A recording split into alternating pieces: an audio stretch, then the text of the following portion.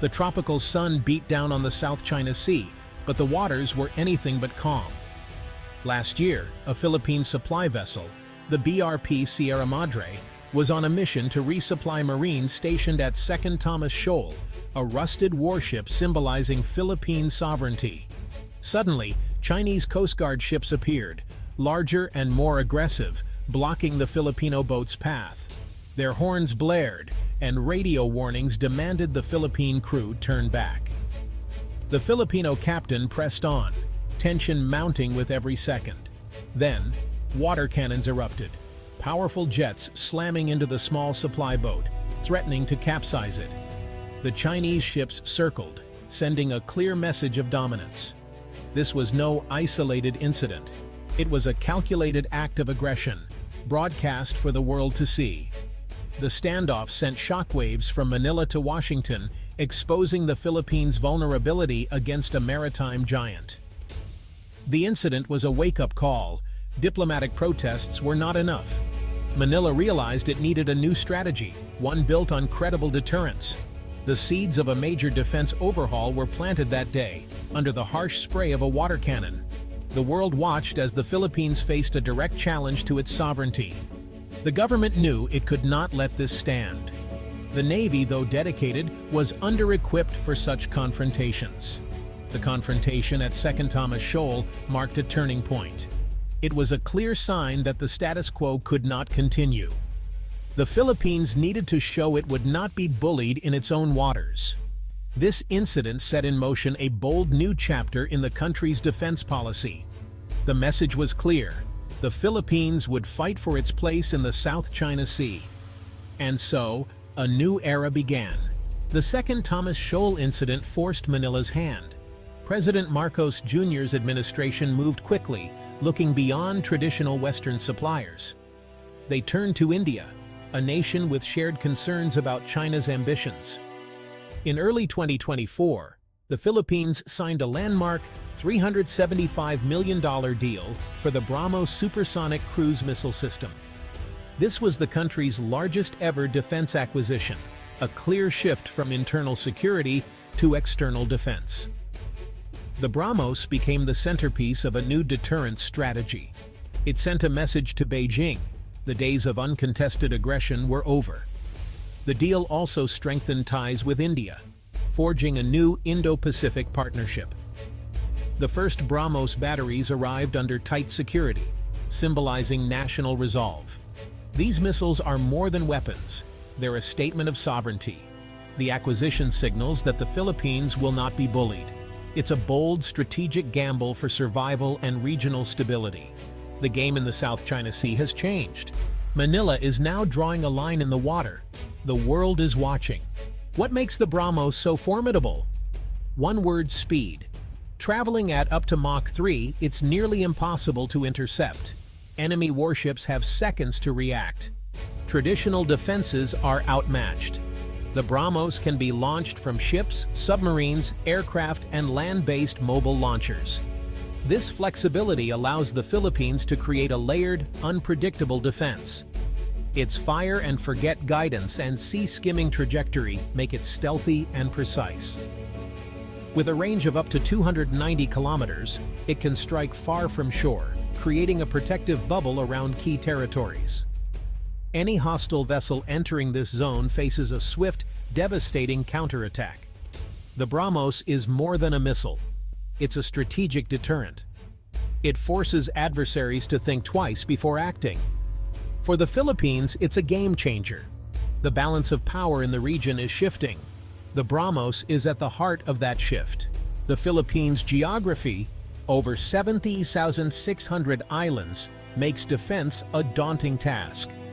The BrahMos system turns this challenge into an advantage. Mobile launchers placed along the coast create overlapping anti-access zones, deterring hostile navies. Strategic areas like Scarborough Shoal and the Spratlys are now within missile range. A Chinese warship harassing Filipino fishermen could be targeted from the coast of Luzon. The cost of aggression has risen dramatically. The BrahMos is a strategic equalizer, enhancing Manila's ability to enforce its claims and protect resources. It's not about starting conflict, but preventing one. The missile gives muscle to diplomatic and legal assertions. The acquisition also strengthens the Philippines' position within ASEAN, inspiring others to bolster their defenses. Vietnam and Indonesia are watching closely. The BrahMos could become a cornerstone of regional security. The message, smaller nations are not powerless. Acquiring BrahMos is just the beginning. Integrating it is the real challenge. The Philippine Marine Corps, with Indian experts, is undergoing intensive training. This goes beyond firing missiles. It's about new tactics, mobility, and strategic thinking. Marines are learning shoot-and-scoot tactics, using the terrain to stay unpredictable. Sophisticated command, logistics, and intelligence are essential. The deal includes local maintenance facilities and training for Filipino technicians. Ongoing Indian support ensures long-term readiness. The integration is modernizing the entire military's mindset. Success could inspire other Southeast Asian nations to follow suit. A network of like-minded countries, each with compatible systems, could emerge. The Philippines is building more than its own defense. It's shaping regional security. The BrahMos is a catalyst for change. The region is watching Manila's next move. China's campaign in the South China Sea relies on gray zone tactics, aggressive moves that stop short of open war. Filipino fishermen are harassed, water cannons deployed, and swarms of maritime militia occupy disputed features. These actions create constant tension, making routine patrols potential flashpoints. China's goal normalize its presence and control, making it too risky for the Philippines to operate in its own waters. Surveillance, shadowing, and intimidation are daily realities. This persistent pressure is why the BrahMos is so vital. It gives Manila a credible way to push back, raising the stakes for any escalation. The missile is a deterrent against gray zone coercion. The balance of power is shifting. In 2016, an international tribunal ruled in favor of the Philippines, invalidating China's sweeping 9-line claim. The court affirmed Manila's rights over its exclusive economic zone. China rejected the ruling, accelerating island building and militarization in the Spratlys. The 9-line overlaps with the EEZs of several Southeast Asian nations, challenging the post-Waliwawu II legal order. This clash between historical claims and international law is the dispute's core. The ruling gives the Philippines legal and moral high ground, but no enforcement mechanism. That's where BrahMos comes in, its self-help enforcement. Diplomacy and law remain vital, but credible force is now part of the equation. The missile protects hard-won legal victories. Manila respects the rule of law, but is ready to defend its sovereignty. The world is watching how it responds. The South China Sea is a global economic artery. 1/3 of maritime trade, worth over $3 trillion, passes through. Any conflict here would disrupt supply chains and energy flows worldwide. The sea holds vast oil, gas, and fishing resources, fueling fierce competition. Freedom of navigation is paramount. The U.S. and allies conduct regular operations to challenge China's claims.